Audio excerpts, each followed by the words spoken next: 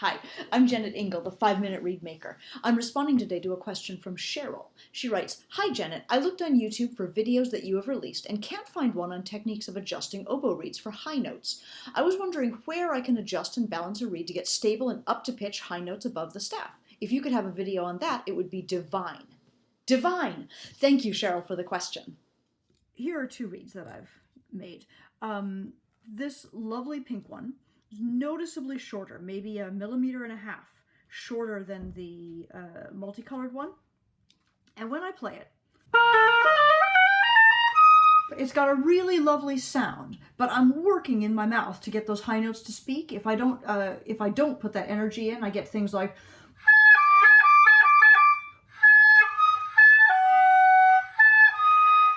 it wants to break up high, it doesn't really want to jump up there. And this is because, A, I just made it for my low note reed video, which is either out now or will be out next week. But I made it with an intentionally short and thin tip, with a relatively shallow rooftop, hoping to promote that lowest register of the oboe. This reed is our reed I made specifically to feature the high register. I find that when I play it, it's relatively stiff and a little uncomfortable down low. Nothing a little breaking in wouldn't solve. But when I go up high,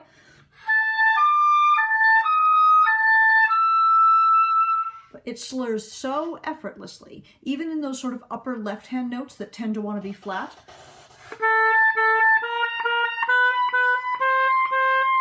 It does almost everything by itself. It's just holding, I'm just putting my mouth around it and that reed is holding itself in tune. So what are the elements that make this reed act in this helpful way? Both of these reeds, honestly, are relatively narrow. They're on my -1 N shape, which is one that I tend to use a lot because it is so very stable up in the high register. In general, I think if you can choose a shape that has straighter sides, not too much flare to them, and that is relatively narrow, that's going to feature the high register more easily than a wider or more flared shape, which are sort of more designed for second oboe work or lower notes. Secondly, with this reed, I tried to intentionally leave the tip quite long and leave quite a lot of thickness in the center of the tip. This is, of course, just that sort of invisible two-dimensional rooftop that I talk about quite a lot. If you look at my nice long tip, you should be able to see that it clearly slopes toward the corners, but that this area actually has quite a lot of bulk to it. And I've left quite a lot of the fibers on their way up here pretty intact. This is not a significantly thin tip, except at the corners. I'm leaving all of this stuff in here to be stable, to cause stability. You'll notice I've not taken an awful lot out of the windows here. This is an area that I will use if I needed more resonance or more richness to the sound. And it is an area that I might use if I need to get the lower register to be a little clearer.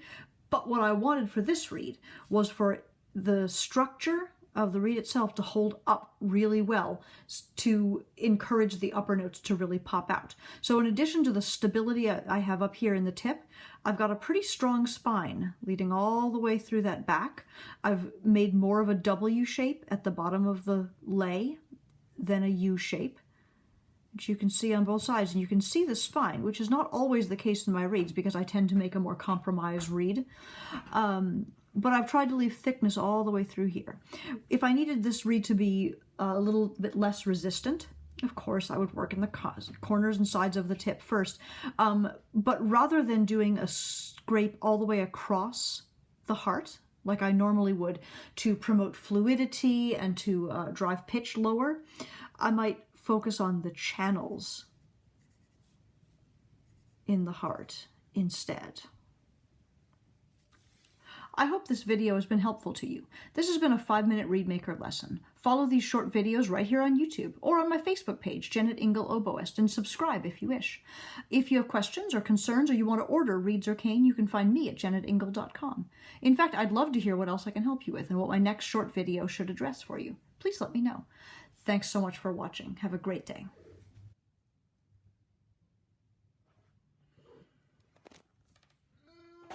Did we need a cat involved in this?